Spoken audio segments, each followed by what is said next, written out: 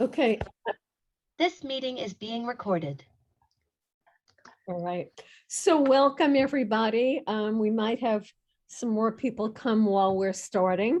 Thank you so much for joining us today. The program today is being sponsored by the Aging and Community Committee. We're hoping that this will be something that you will all find interesting and useful.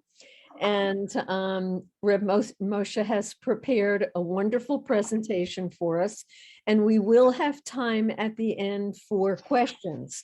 So if you have questions, please wait, and Reb Moshe will leave some time at the end to discuss the questions. The program is also being recorded, so if you miss anything and you want to see it again, it will be uploaded soon on our YouTube channel. So with that, I give the floor to Reb Moshe, and thank you all for joining us today. Thanks. Good to see you all. My friends, fortunately and unfortunately, over the last 25 or 30 years, I've been involved in many, many funerals. So I speak from experience, and everything that you will see today, this afternoon are suggestions. You know, there's no, some people will have done many of these things already, but it's a checklist in a way of things to think about. And some of them, you know, are simple, and some of them are going to take a little bit more emotional wherewithal, because it's always a bit emotional to think about our own demise, not only for ourselves. I think that's really very important. I think when I think of my own demise, which I unfortunately think about it too often, I'm very more concerned not about myself. It's really what vacuum is created in the family structure, and how it affects others, and what's the best thing we can do to help those who remain after us to have as easy a time, and also to make very clear what are the things that we want. Because I think it's quite often, I find the children, when I meet children, they say, well, I really don't know what my parents want. So they have to sort of guess. And then people say, oh, I remember Dad said this 14 years ago. And then another one says, no, he didn't say that. He said this. So that's something to try to avoid. So I'm going to go to a screen share, offer some suggestions, and if you want to take notes, that's fine. And then make sure if you have a question to bring it up, and we'll hopefully make it, if you will, a combined effort of this group, which I see now as a support group for all of us. And we will, as I say, as Susan said, it will be available after this as well for people who are not here. So I'm going to start with screen sharing. I think this is what I want to do. Yes. What to do now. And I'll go to the first slide. And this is about documents and contacts. This is something that I've been working on anyway.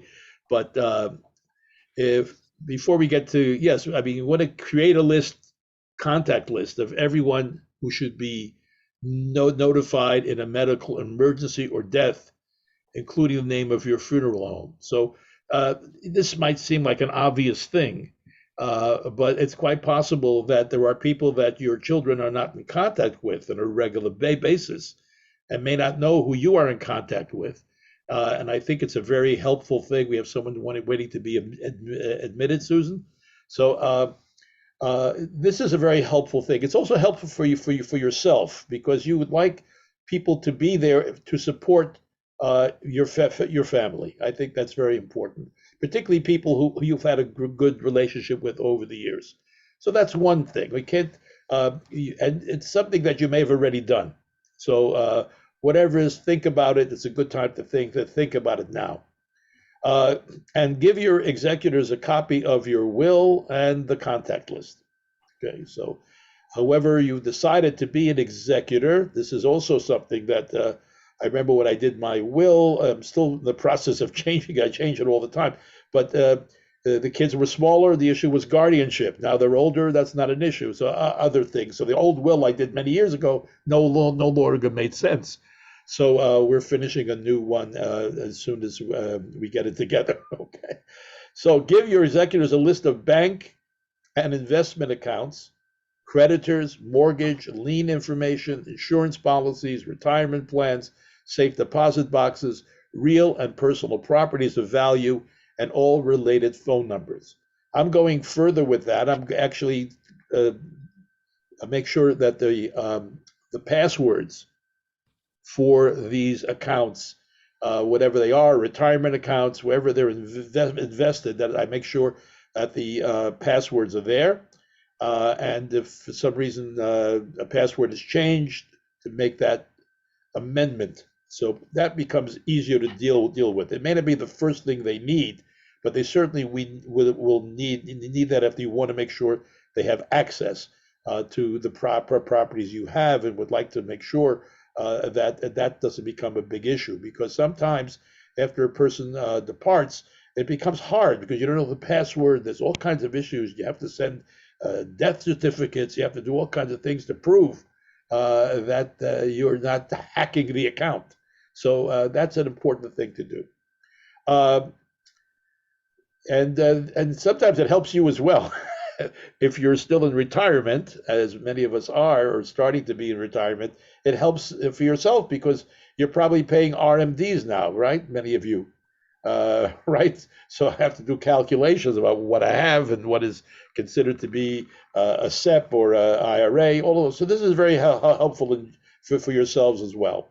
If you're receiving benefits from Social Security or the VA, your executor needs that information to suspend benefit payments. Most of you have your Social Security numbers. You may want to save one of the last statements you got from Social Security, so it makes it easier to get into. I personally don't have a Social Security account. I don't know if there is such a thing, but I do save the information that I have. I believe that's once you do that, that also takes care of Medicare as well, I believe. And then select someone you trust to deal with your online accounts, your email, online memberships, social media. Include all relevant information and whether or not they should delete, close, or keep any of the accounts. Over the years, now that we have Facebook, that has become a way to announce a death, to let people know, and to give people an opportunity to respond to you. So you may want to keep that person's Facebook account or close it and put it on your own account. However, it'd be nice to see what friends your parents had, or you have, that you'd like to keep your own Facebook page open and have your children make an announcement there and give them access to it as well. Facebook. It's become very problematic in many places to get access to these accounts. And I'm not sure, and I will check this out, if there's a way to give information to Facebook and what other social media you have, that when there is there a way for them to know or to be given some information about your state and whether you have passed or not passed, and how the kids or friends. When I say kids, I'm not assuming everybody has kids, okay? So when I say kids, I don't mean only kids. I mean, there are many who don't have children, but they have brothers, they have sisters, they have nieces and nephews. Often I've seen come into this role quite a bit, particularly the ones that you've had good relationship with over the years. So you can take a look at this list. I'll give you a moment or two to take a look. And as I say, you may have done all of this already. Yashikaya to you all, because it's really an important thing to do. It really makes life a lot less complicated for whoever is going to be the one handling your affairs after you've gone.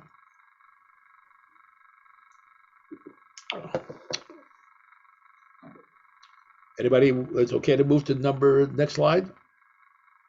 Or you still want to take some notes, etc.? As I say, this will be available if you don't get all the information now. Okay.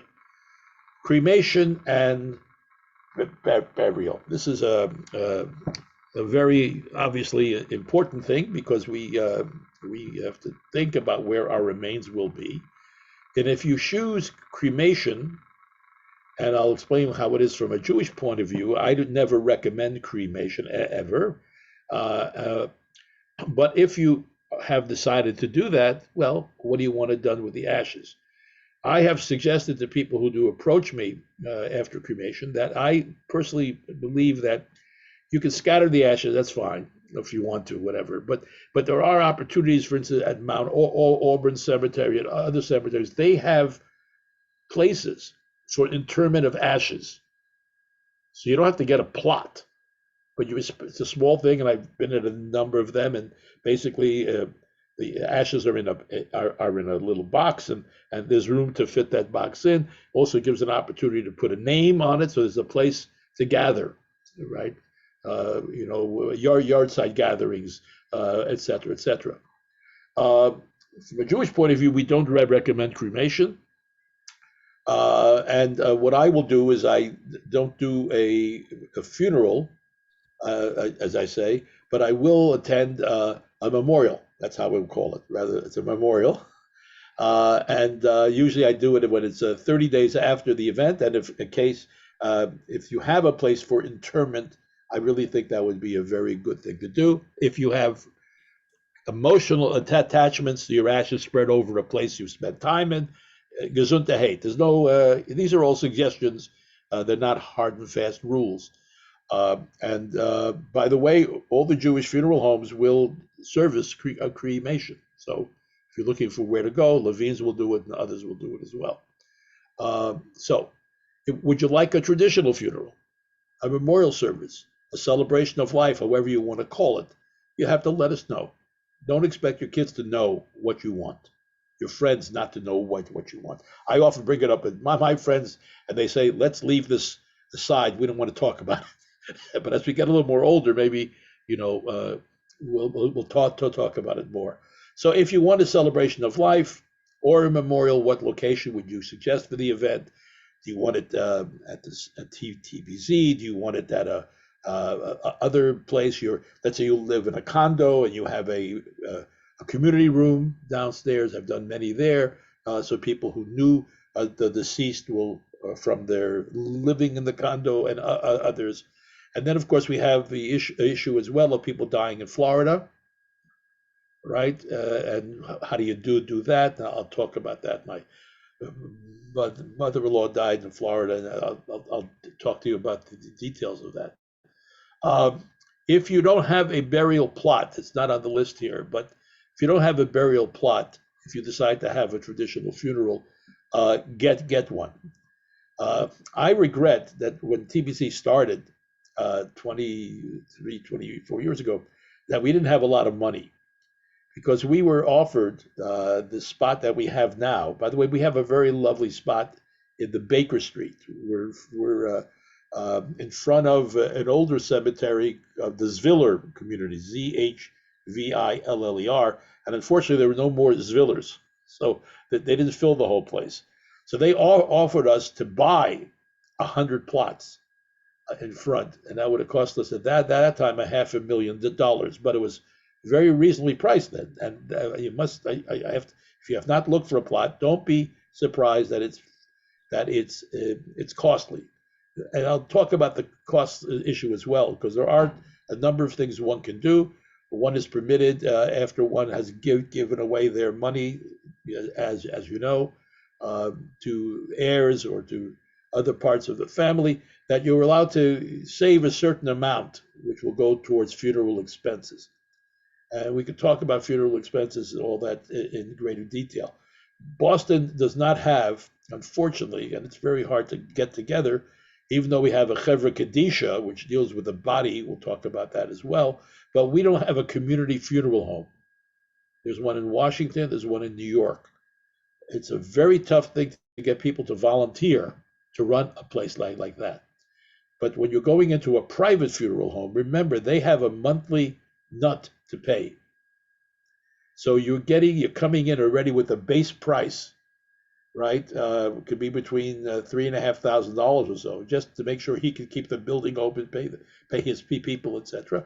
And then you build up on that. We have created a little bit of a TBC package with Bresniak. The reason we used Bresniak, he was the only one of the funeral homes who was willing to break with the Orthodox Chevra Kadisha and allow the community Chevra Kadisha. We have a number of people in our own community who belong to that. So we have created a deal, and of course that deal is not cheap either, but it does cover most of the basic things you have to cover. And then you have options. Do you need to have a limousine? Do you need that, all kinds of stuff? That's something you decide as a family, and they can cost quite a bit of money. But as I say, the prices are not as cheap as it would be a community run place where you come in and you build from very little baseline money. So we could talk more in detail in the questions. What special activities would you prefer at a celebration of life? What music? Really, all of that stuff. If you have some favorite piece of music and your kids know it, it's fairly wonderful to hear it. To be honest, I always get a real deep place of saying, "Wow, I got to know this person in another way." By the music that they chose. And there's people have chosen classical music, people have chosen songs, whatever it is. We don't usually have flowers, but if you want flowers, you can mention that, etc. Would you like to select a charitable organization to receive donations in your name?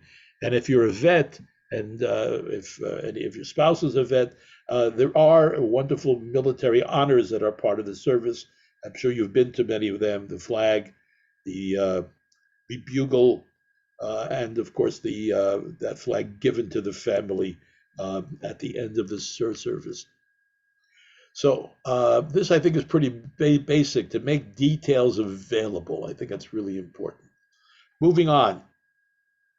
I know this is really something that, I didn't think about, but most funeral homes have the obit in the paper the day or the day before the funeral. So it's not a lot of time between one passing and having the obit.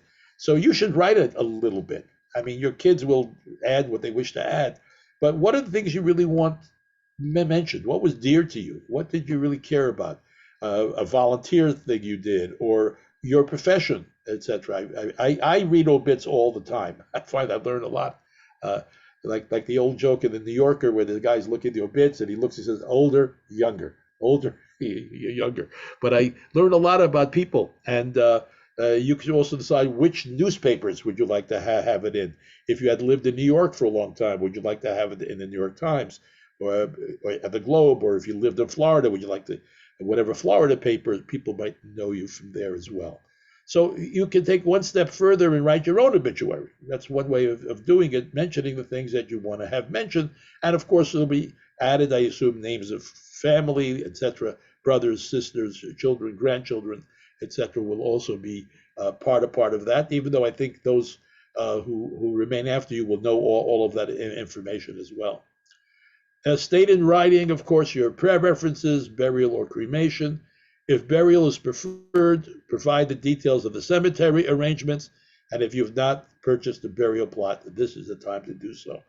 Very often I get people who have not done that, and it really puts a real burden on the kids.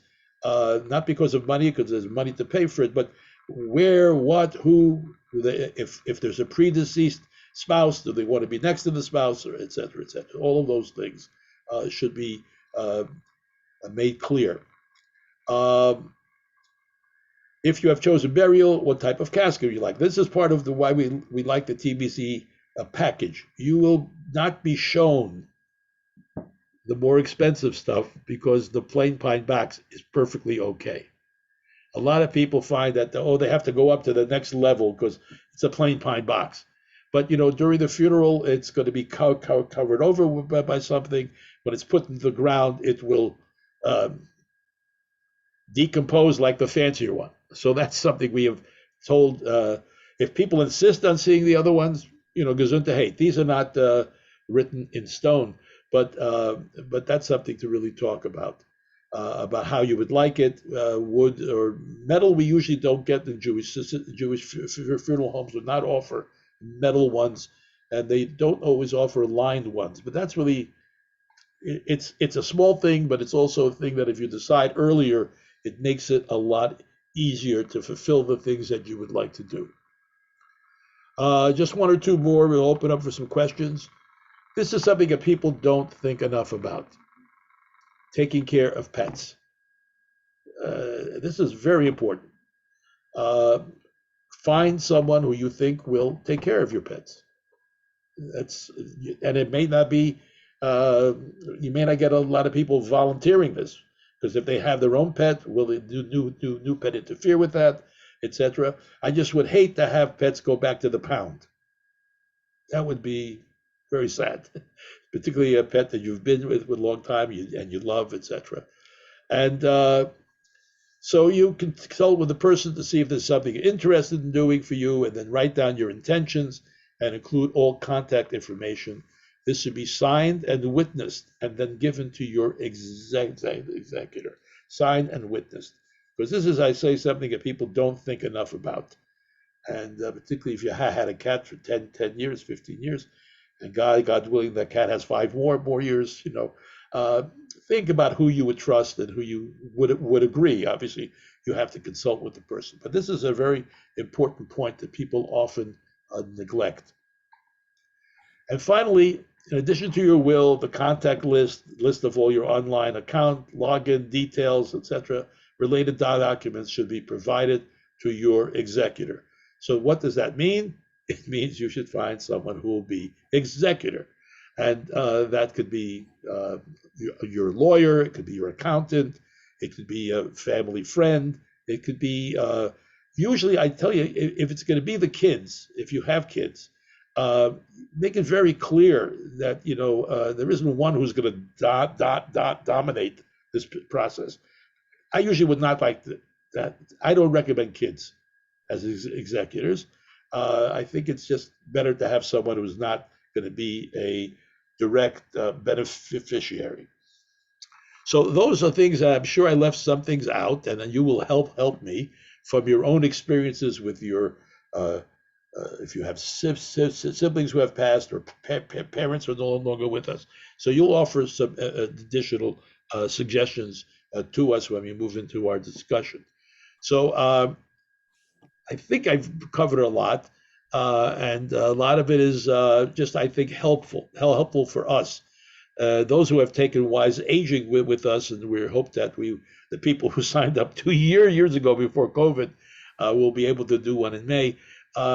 We do a couple of exercises there that I think are also very helpful for yourself and for your those who come after you. And that is, we do a life review. Those who have been in wise aging with us know that we talk about the stream of life and the stream we have been on, and we try to come up. This is for ourselves, to be honest, not for anybody else, but come up with those different. We divide the stream into 7 years each, and you just put a word or two that you can either gather up from those experiences of before you were 7, 14, 21, 28, etc., until you get to your own age. And what you find interesting is that certain trajectories in your life have indeed been in a sense of continuity, that you've had a way of living your life. And it's a rather interesting thing. It also evokes feelings about people, about the way you felt you were. It's just it's an exercise that can be very, and you don't have to do it all at once. You do the etc. 7, 14, 20, whatever it is, but not an essay, not creating an essay. Just one or two things that really come to your mind, because if the first thing that comes to your mind, they're probably very salient things, very salient things, and that's really important to have. And there are other things that we cover in wise aging as well. But one of the things that we are not covering enough is this topic we are on this afternoon. So I'm going to get out of screen share, and we're going to open up to all possible questions. And the way I want to keep it so we don't get on top of each other is just raise your hand and I will unmute you, or you can unmute yourself, and we hope everyone will get a chance to react. So again, to sum it up, we should all live to be 120 in good health with all of our marbles. That's what I wish for all of us. And we should go out by saying, that's all, folks, something like that. To be able to say that and be able to say the Shema, and that the last word we leave in this world is Echad. That's the scenario, the best scenario. Okay. We get there and we can just say, okay, I saw how everything was interconnected in the world and how I connected with so many people. And that's the oneness that we strive for as Jews. Achdut Hashem, the unity of all things. So that's the best scenario. And we wish people, of course, to have as much health as possible. So this is not a session that says, we are all doomed. I don't even think dying is being doomed. I think that's really a wrong way of thinking about it. It's basically completing something. And some people find that they have completed stuff. Some people find that they have not. So another piece of advice would be, if you find that there are things that you still feel you have to have completed and you're no longer there, that's a good thing to talk to people about. That's a good thing to let people know. I was really eager to do X, Y, and Z, and I didn't get there, but maybe you would help me get to where I wanted to go. And it can be something rather mundane. I always wanted to see Spain. I didn't make it, but maybe you'll go. You go to Spain and have me in mind. You're my shaliach. You're being sent as a messenger for me. And that's a mundane thing. But it could also be if you've been a volunteer at an organization, you'd like to have your family continue to support that. So those are little things, but ultimately, all of this adds up to being your lives. That's really what it is. You want to basically get to a place where your spirit remains. And we believe that as Jews. We believe that the spirit remains. And that we have access to the next life. We believe we have access in some way to the next life, whatever that life is, and how it's explained. And everybody has their own version of it. There's no official Jewish, if you will, statement on what the afterlife is like. And when people ask me, I say, well, when somebody sends a postcard, I will let you know. So if any of you able to send a postcard, please send it, and I would love to know all about it. So who'd like to start either with a question or something I forgot to say that they would like to add? Just raise your hand. Don't be shy. Someone raised their hand. Was that you? Did David? You want to start? No, not David. Anybody? Yes, Marion, please. Just unmute.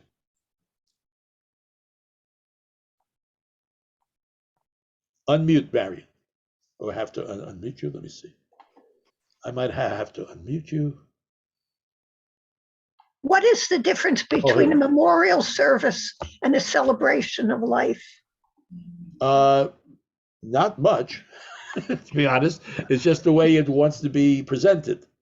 We're coming together to celebrate life. We're not coming here only to memorialize something. So yeah, it's a matter of how you understand it. Traditionally, we would have that memorial or celebration, as you want to call it, on the 30th day after the Shloshim.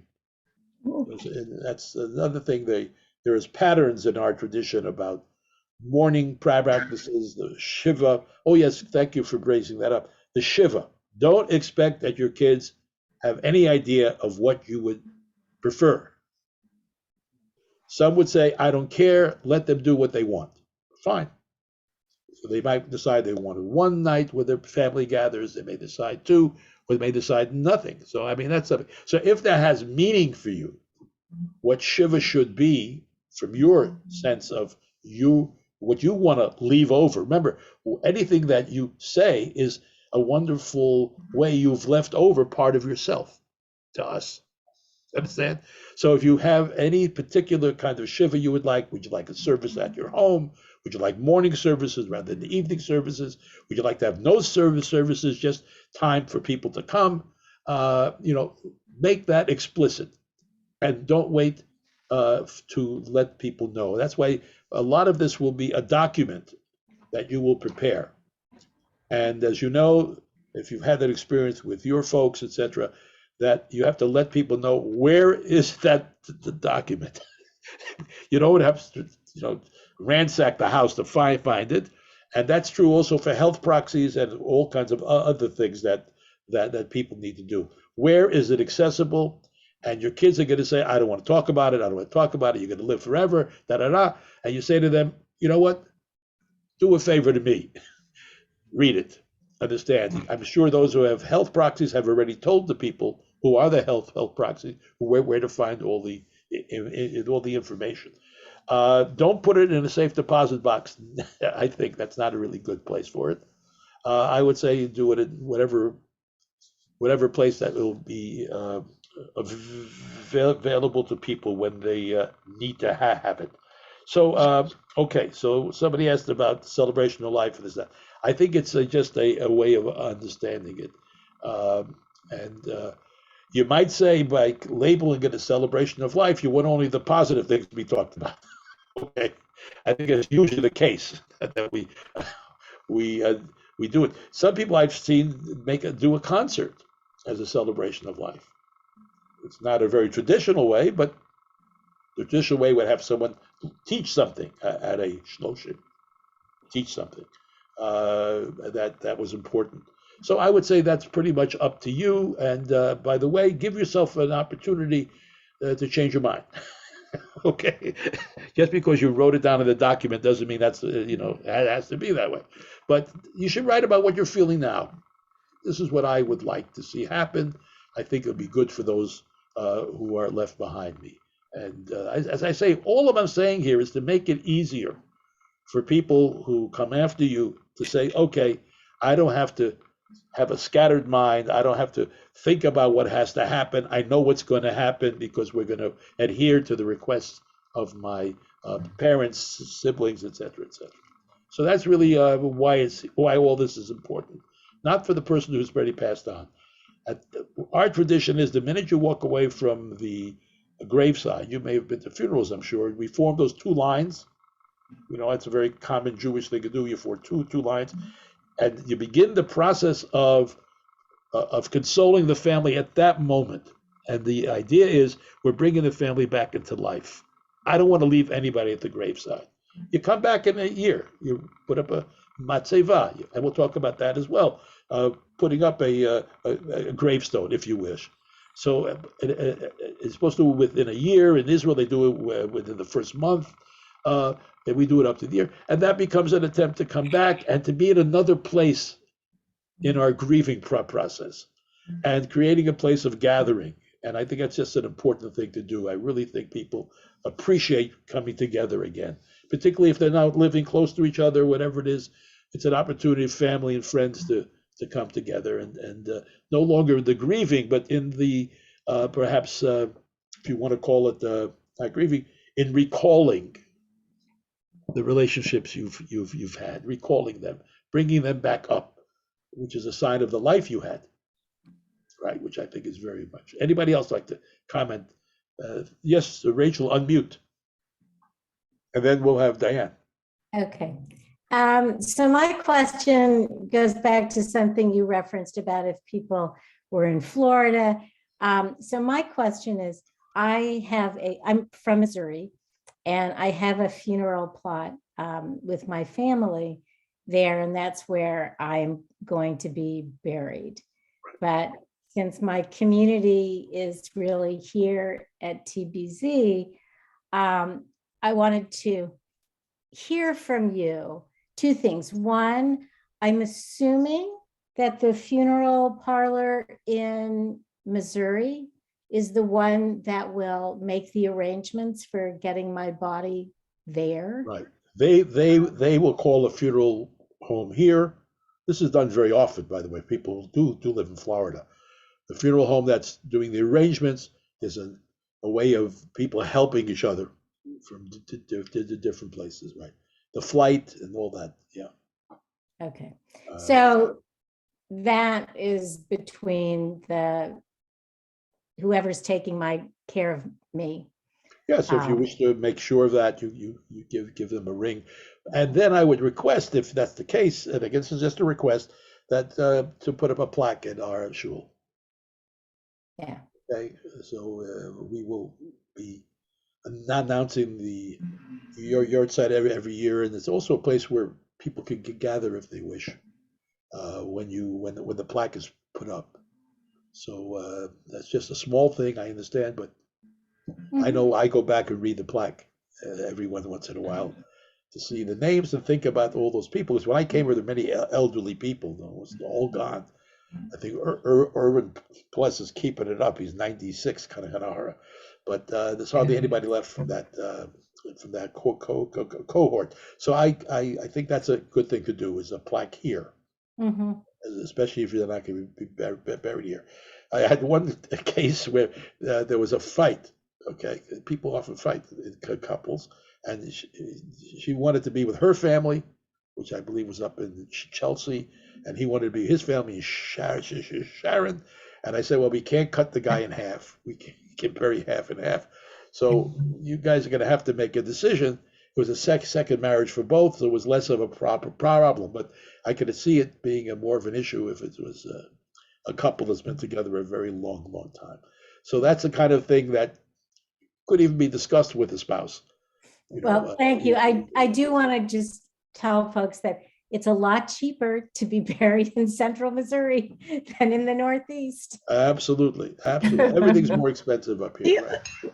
The other thing is, if you have a plot. Marion, you have to unmute. If you have a plot in another place that you're not going to use, like my parents had a plot in Philadelphia, they died here, we had them buried here. You can donate it to Jewish Family Service. They usually are the entity that does it and they give to poor people who can't afford a burial plot. We have a wonderful group here called JCAM. They do that quite often. Jewish Cemetery Association. If you're here, but the plot's in Philadelphia, the question was, you just call the cemetery where the plot is and ask how they deal with plots, to whom you donate the plot. Since these plots were, in many cases, were purchased many years ago, it was far cheaper. I've seen a raise from $500 to $2,300. If you pick a primary location, it's a little cheaper in other locations. And then I just don't want to, this is another thing to tell us, that when you make your package at the funeral home, there is this, people who run all of this are the cemeteries. The cemeteries run everything. So they have a thing called an opening. There's a separate charge that cemetery has that will open the grave so the funeral can take place. So it's shocking in a way sometimes that they take so much money for using a backhoe, basically, and opening the grave. But don't be shocked by that. And when you're at your funeral home, however you want to arrange it, that would be part of your package. So it's not a surprise, etc. Yeah. Anyone else? Yes, David Ossovin. Oh, Diane first, and David Ossovin. Diane had her hand up before. Yes, Diane. Yes, Diane. So my question was actually the same as Rachel's, because I have a cemetery family plot on Long Island. And so you contact the funeral home on Long Island, that would be right. And they'll reach out to somebody here to arrange transportation. Understand? That's the only thing the funeral home up here will do, is arrange transportation. Since it's Long Island, you don't have to fly. Right. Florida, but it's a 5-hour drive. Right.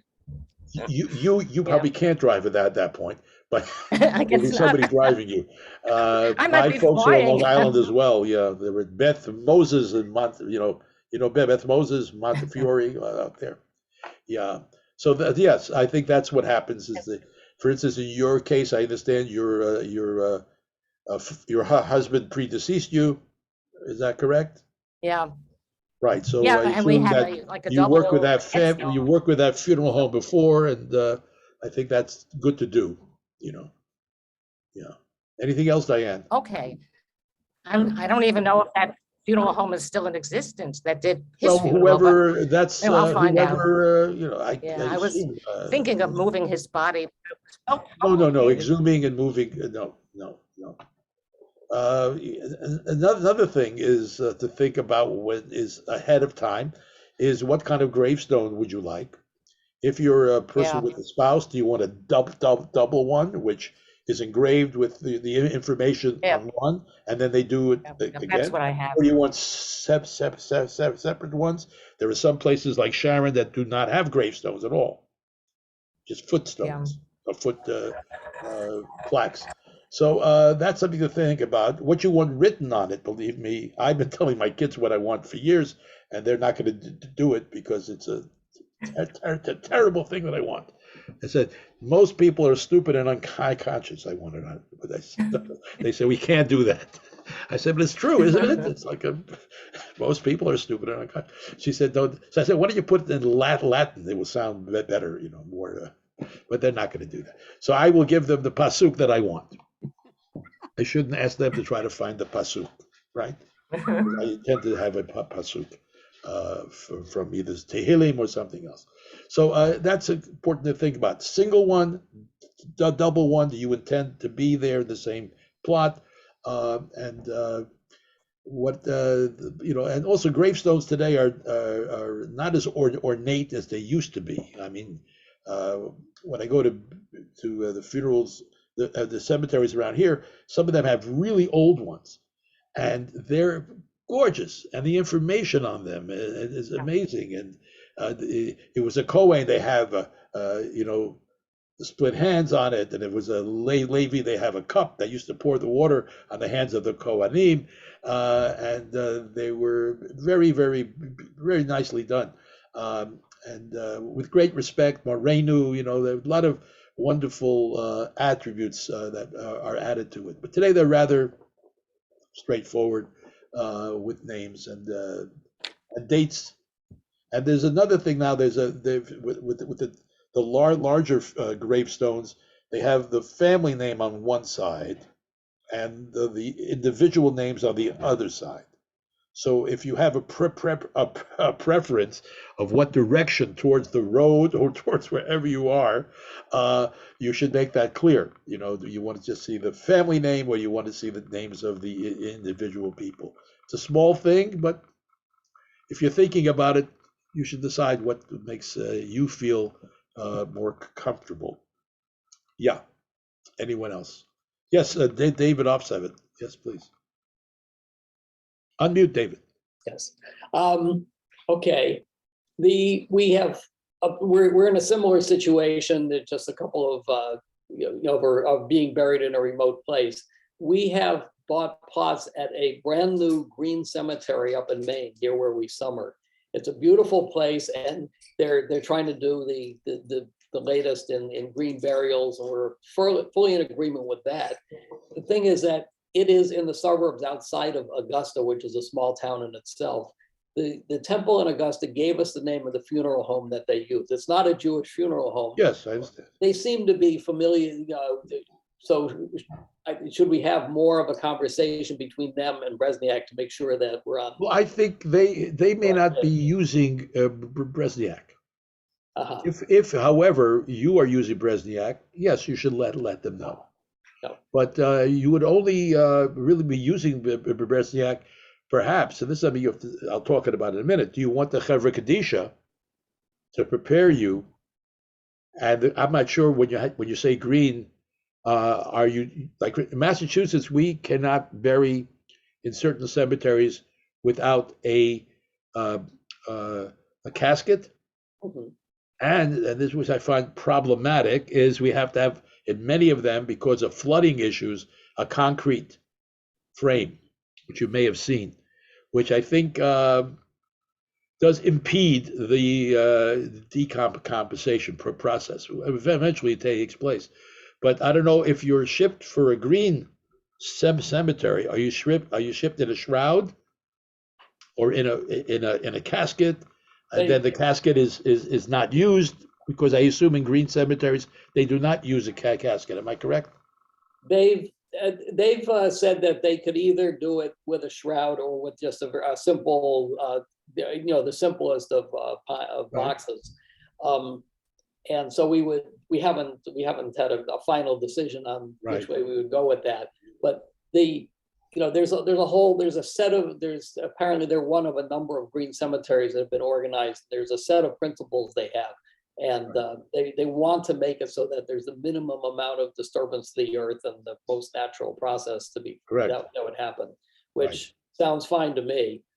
Yes, I understand that. In Israel, it's only people are only buried in shrouds. There is no casket per se, but that's a different way. How long the process?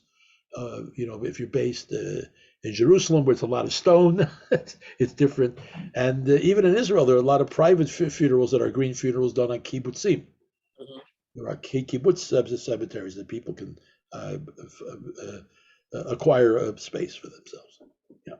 So I just have an add-on question. Yes, please, Nancy. So if we are doing this and this non-Jewish funeral home is handling what happens there, what makes it a Jewish or non-Jewish funeral home procedure? Is there anything that I would suggest that if you pass on here in Boston, that you have our community Chevra Kadisha prepare the body. So when it gets there, the local rabbi or a rabbi, a close family friend or whatever it is, that rabbi now proceeds with the actual funeral. I haven't described the actual funeral yet, but if that's a question, I'll describe the different places.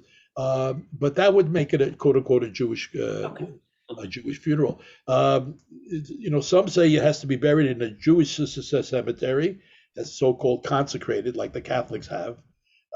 If you're not Catholic, you can't be buried in the Catholic cemetery. And usually if you're not Jewish, you can't be buried in a Jewish cemetery, even though one Jewish cemetery is built in Wayland, now has a section for people who had non-Jewish spouses. So they could be together. So we're coming up to the reality. I think there may be more. When I called Philadelphia and I asked about a plot for my cousin's husband, they said, how long? And I said he wasn't Jewish. He said, how long have they been married? And I said, I don't know, 40 years. He said, at that point, he's a holy man. We can bury him. And this is Montefiore, very traditional. I'm glad to hear it. I think that's really a very real thing to do. I think that's reality, and we should face reality. But Boston's more conservative. I don't know. Yes, except so this new one, which is still run by the Jewish Cemetery Association, it's about 10 years ago, already had in their planning that there would be a section for people whose spouses are not Jewish. Gary. Yeah, hi. Greetings from Israel, by the way. Good. And speaking of Israel, can you talk for a few minutes about burial in Israel? Either now yes, it's done. It's done, and we have many funeral homes, of course, who specialize in that. And that's it's expensive. You got to get the plot quite early. There's been a problem in Israel really with running out of space. To be honest, it's not a big country. Very few are garden cemeteries like Mount Auburn, gigantic space. So they're doing a lot of interesting things. They are permitting people to be buried on top of other people, family members. I think Newton Cemetery does the same because they're running out of space. So you're allowed to be buried, and then they put another layer up above, and then you can bury it on top of that. They're doing that. There are all kinds of ways they're trying to conserve space. They're doing one that's a circular, like a parking, circular garage, where people are above ground with dirt, etc. So they are coming in. There are mausoleums. That's another thing, by the way. There are places that will have above ground burial, is called above ground, and you may have been to those. You put it through like a shelf, right? Which is not an uncommon thing at one time in Jewish tradition. When your bones were taken out after a year, you were put into an ossuary, which is a stone jar, and you were put in a mausoleum with other members of the family. But we don't do that today. So when it says that a person is being gathered onto his kin, it means that eventually his bones will wind up in the family mausoleum, etc. Because in Israel, at one point, there were a lot of caves, and that was a lot easier than necessarily digging in the ground. So what else did you ask? Yes, that's an expensive proposition. You should get the plot first. That's very important. Certain cemeteries would like making aliyah will have you try to prove you're a Jew. So while you're alive, you have to get somebody to certify that you're Jewish. There are, as like in everything, there are cemetery brokers. Okay, there are middlemen who are going to get a slice of something to help you with the procedures, and that may be a very worthwhile thing to have someone like that. Yeah. Anyone else? We got another 10 minutes or so. Okay, so I'm sure you've thought of many of these things before. Nothing is really new. I just wanted to have an opportunity to, give the bigger picture. Now let me talk about a funeral itself. It is, yeah, please, a question beforehand? I think I just wanted to clarify, Right. Reb Moshe, that if you're transporting the body elsewhere and you want to involve the Chevra Kadisha, is it here or there? It depends if there is one there. That's one There thing. Okay, so you'll have a choice. I personally would like to suggest doing it here. But because the body's going to be, you don't embalm. Okay, that's a very, very important, by the way. Do not, when they say, oh, we have to embalm the body in order to send it out, that's not the case. And they do it because it's financially good for them to do that. But that's an interesting decision, Rachel, because you will, your family or you will reach out earlier before you're gone to your community rabbi there, if there is a rabbi your family's had relationship with, and he may be very old now, so I don't know if there'll be a new rabbi at this point. New one. A new one, right? That's what I thought. So you could call and say, when the time comes and you're still around, what do you suggest? Would you suggest that we do the Chevra Kadisha? I personally would think you should do it here and be ready. So when it goes from the airport, since you'd be flying to Missouri, I don't think you'd be driving. With my mother-in-law, we went straight from the airport. We didn't want to lose another day. Yeah. We went straight from the airport to the cemetery. So I say cemetery, I get scared. I say cemetery. So I would say that's what should be the case, and not spend another night before the funeral. I think the quicker the funeral, the better it is. Our tradition says within 24 hours. In Yerushalayim, they don't leave a body even overnight. It's buried in the middle of the night if they have to. Thank you. And in most cases today, it's not always easy to get the next day, even though that's what the tradition requires.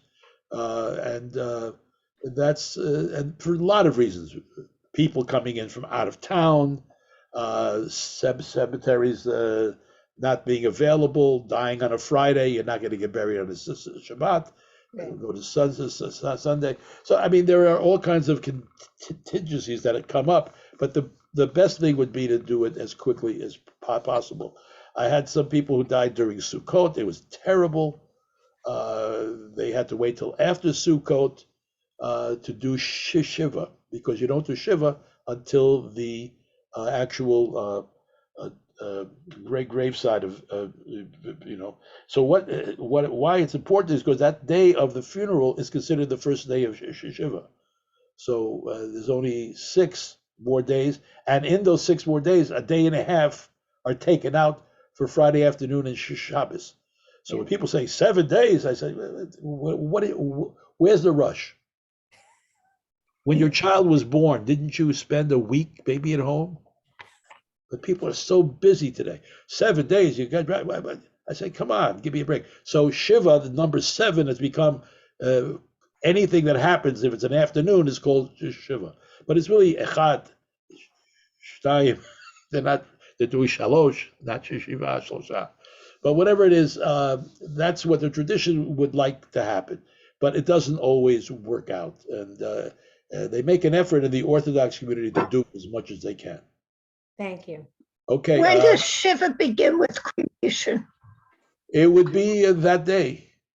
It would be that day. So it's and by the way, the last day, the seventh day, is not a full day. It's just a morning. So all told, it's really 3.5 days within a week, right? But so the parameters are the week, and there are so many ways. Shabbos doesn't count. The first day's already been done with the graveside or the cremation, however you want to do it. So, but again, that should be explicit. I would like to have it, etc., for minimum 3 days, because I have enough people who need to be brought together. And now everything's going to continue to be Zoomed, I have a feeling, which has turned out to be very important for people who could not make it. That's going to, I think, going to continue for a very, very long time, having both in person and online. Okay, what's a funeral? Okay, a funeral is particularly with the Chevra Kadisha. What's the Chevra Kadisha about? Chevra Kadisha, which means the holy society. It was considered to be a very, very important function of a community. If you go to, I was in Prague at the museum in Prague, which is unfortunately all that's really left of the Jewish community in Prague, and they had this Chevra Kadisha china set used every year on the 7th of Adar, is considered to be when Moshe Rabbeinu's yahrzeit. So it became the day that all the Chevra Kadishas all over the world would have a special event. And they had this beautiful, etc., china, because it was considered to be a very important society who did this. Usually you're supposed to, no one would be known who did it. It was done with anonymity, which I think was really great. Even though people did gather together, they knew who was there. So that's the first thing. The body is washed. It is done with tremendous respect. No one is permitted to talk. What is said are, believe it or not, psalms from the Song of Songs, psukim from the Song of Songs, about the beauty of the body. Okay, this is just we're crazy a little bit, right? The body's washed, wrapped in a shroud, and prepared for the next step, which is being put into a coffin. Then there's all kinds of choices you could make. If you want to, at a funeral itself, you're all familiar, you've been to funerals. Do you want the people to be able to approach the family before the ceremony or after, etc.? And whatever it is, at the funeral itself, people should speak, psalms are said, and there's a shomer that from the time the person dies and brought to the funeral home, we have the custom, and we just did it in the TBZ, as you remember, where people were asked to volunteer for Shmirah, which is a constant accompaniment of the body, because the soul has not yet left. According to tradition, it takes a number of days. So you say psalms or other things, and make sure the body's not. You don't have to be in the room with the body. It can be in the next room, but that's a good custom. Some people hire a shomer, and there are professional shomrim, usually older Orthodox men who will come and say tillim, right? But in our community, we've tried it to be a community doing it. It's been very successful, thank God. People are willing to give an hour or two, but not saying you have to be there all the time. But if people participate, you're there for 1 hour or 2 hours. So at the funeral, as I say, there's before the ceremony, there's a thing called kriya, the tearing of a black ribbon today. Used to be a tearing of an article of clothing, right? So some people, the more traditional people, don't just use the black ribbon. They use a tie, a shirt that they're no longer going to use, and they tear it the way we ask the people to tear the black ribbon themselves. I don't tear it for them. I say the blessing with them, Baruch Dayan Emet, and they continue to tear it. and then they go to the graveside. So the majority of the funeral is done either graveside if you don't expect a lot of people, or in a chapel if you do. TBZ, I believe, is available for that, and that's where most of the things happen. That's where Tillim are said, Psalms. That's where people make their hespedim. By the way, when it comes to offering hespedim, I do urge, if there are children who are capable of doing so, to say a few words. I think they say, "Oh, I can't. Be too emotional." I say, "Okay, if you can't be emotional at a funeral, when are you going to be emotional, right? Not when you're at the DMV, right? You're going to be emotional." And later on, they always tell me, "I'm so glad you encouraged me. I'm so glad you encouraged me," because I wanted to. I was maybe a little shy, a little afraid to do it. After that, memorial prayer is said, the El Mali Rachamim, body is escorted to the graveside. The body is lowered into the grave. In our tradition, we ask people who are there to participate in the covering the coffin with earth. And I know when many non-Jews come to these funerals, and they're like amazed, because in their traditions, you get a little, shovel, and you pass it on. And seeing everybody getting involved, they say, "Wow, this is really respect for the person." People who love the person to do that for the person, because it's called a chesed shel emet. It's called a great act of loving kindness, and you don't expect anything in return from that person. It's just you gave. And then after that, as I mentioned, the Kaddish, there's a special Kaddish for the funerals. Most people can't read it, so we do it for them. And then 2 lines are formed, as I mentioned earlier, and the family and those who are close pass those 2 pillars back into life. And then what happens at the shivas, you've been to so many, is you hope that people will, I say it doesn't have to be something gigantic, or one experience even you have with that human being. Right? I remember going to a funeral, I've got to too many over the years, but where they had one son who was a little bit, I would say, handicapped, okay, mentally. I'm trying to get the right word today. You got to say something. Psychologically, maybe you could help me, Judy. What do you say today without being caught up in not saying the right thing? Arrested development. You can say arrested development. I don't know. You can't say that. Whatever. He was a little wherever he was, and he got up at the funeral to speak, because I want to say something. I said, "Great, it's wonderful." He says, "My mom made the best chocolate cake in the whole world. I loved it." That's all he said. And it wasn't a dry eye in the house. But this was the deep bond that this kid had with his mom. And she loved him, and he loved her. And that was like knockout. Knockout. I said, wow. Because other people were giving, big sermons, et cetera, et cetera. But so I'm saying there is room for good, close friends. That's another thing. What friends would you like to speak at your funeral? Don't expect people to guess. And the rabbi's function at a funeral is, in my case, what I do is create the frame with psalms, with prayers for people to come into, to hold it as a frame that people can come into it, not having to do anything except what they're going to be saying and doing. That's all. They don't have to think about the larger shape of it, et cetera, et cetera. And as I said earlier, if you want some music, let us know what it is to be played before. We played as the casket is removed. Also, in many communities, there are actual real pallbearers who carry the casket. Certainly, I think in the Catholic tradition, in the Protestant tradition, we don't necessarily. You may have seen it's on wheels, but still we have what we call we still have pallbearers.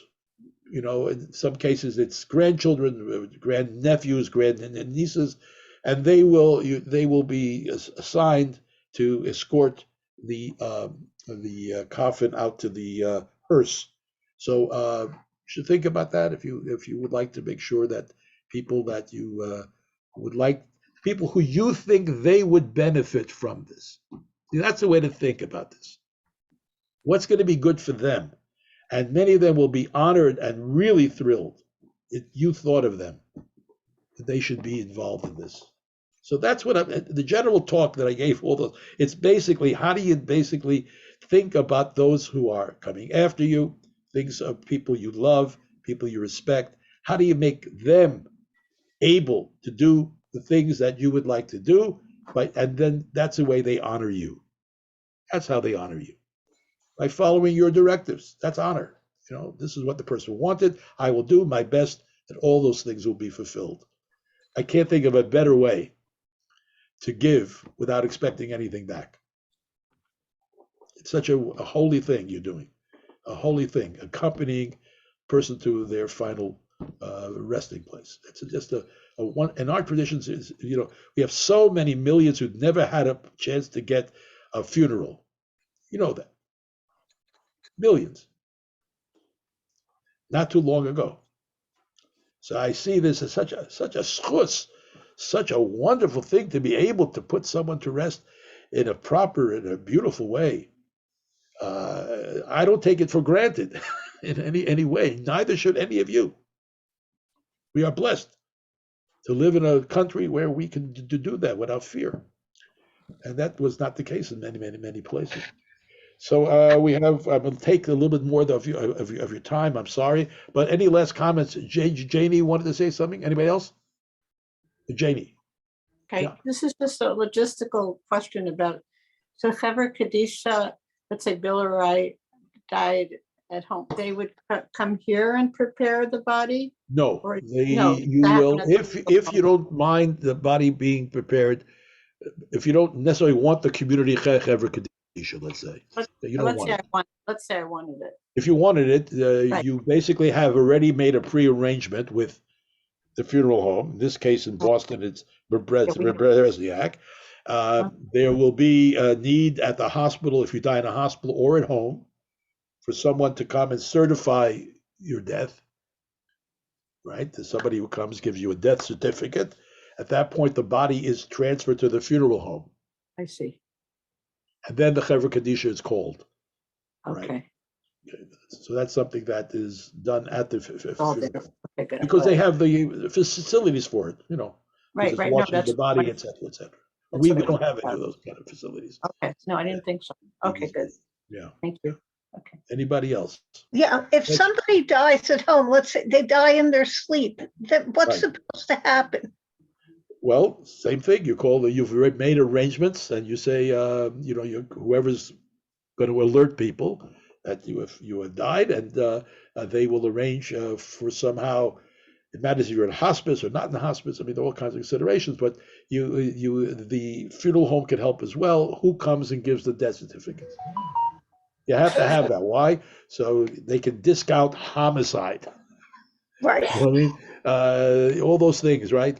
Also, if they ask you for, if God willing, you're 120, there's no need for an autopsy.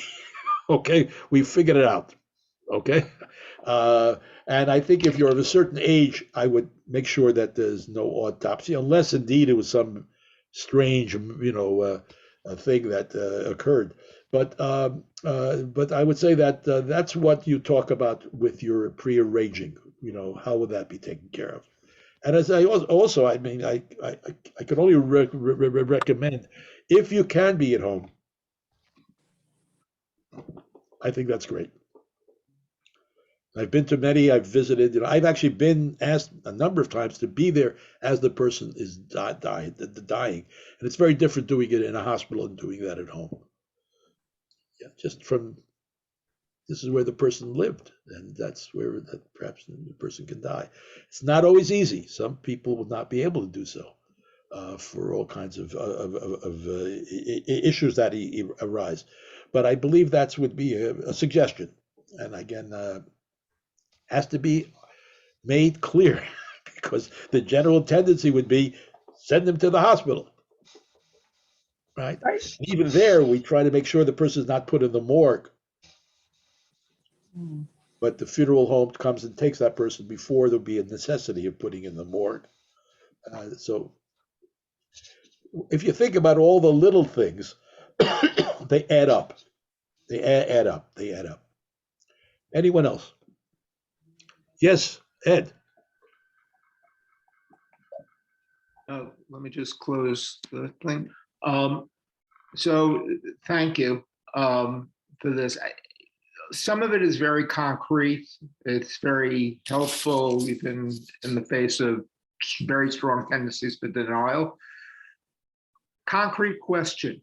Yeah. When do people start making their arrangements? Not the paperwork and the things to think about, but in preparation for these things. For those of us who have reached, home soon. I think if I look at the room, look at who we are, it's not too late, not too early. I think, as I say, I think certain things you have to leave room for change. I mean, things, it's like when you make a will, right?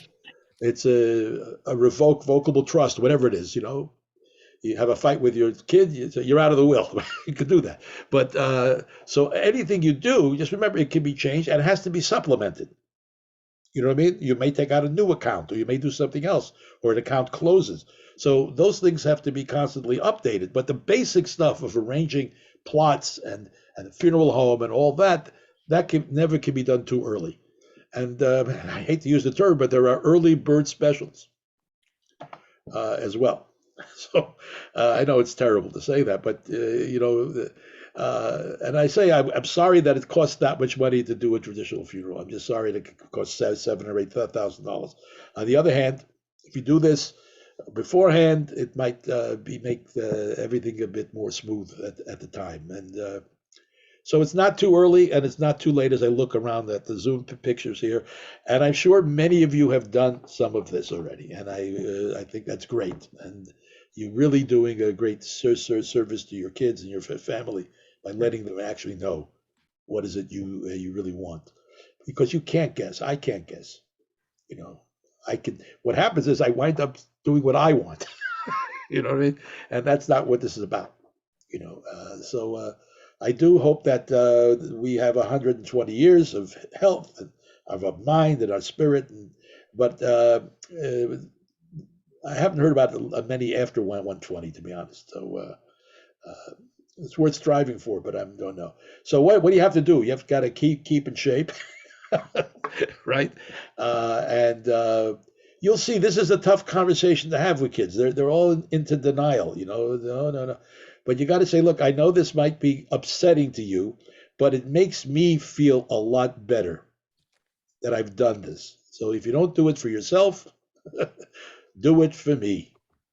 And most kids who will do it, sisters, brothers, nephews, nieces, whatever it is, whoever it is in your cohort. If you feel your kids are not able to do this, well, reach out to others who may. So, so I hope that this has been at least a little prod. It's been a prod for me. I'm now writing down every thing I want, knowing I might change my mind, but I am writing it down and making it part of what I leave over from the time that I was alive. So I think it's for many people, they'll say it's a greater gift than leaving over only money. Right? That there are other things you leave over. Now, in the wise aging, we've talked about, and I did a session on it, I believe we can do it again, is ethical wills. It's a whole different subject.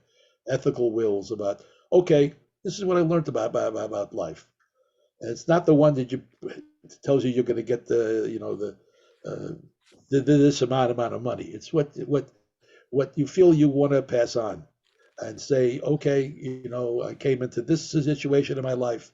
I had choices to make. I made hopefully the right choices. And that's really a wonderful thing to do. It really is. And there are many models for it. They can be short, they can be long. It doesn't have to be a book or anything like that. But some salient points that you'd like to leave over. And many times it's going to be writing down what you've been saying to your kids your whole life. It's okay, right? It doesn't have to be something you just think of when you're writing it. It could be, I always told you X, Y, and Z. And it's been helpful to me, and I hope it's helpful to you in your life. And if you feel it's worthwhile to pass on to the next generation, gesundheit. If you don't think it's not a good thing, up to you. But my job is to basically give you whatever guidance I can offer out of my life experience. That's all you can do with kids, by the way. You know, you can't tell them anything.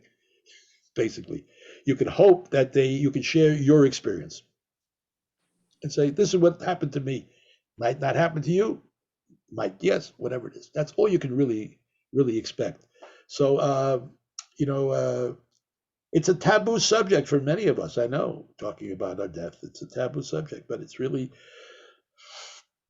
part of the great wheel of life. And you can ignore it and try to, whatever, but it's not going to be able to be, if you will, avoided. So thanks to all of you. And again, if you have any specific questions, you can email me, etc., etc.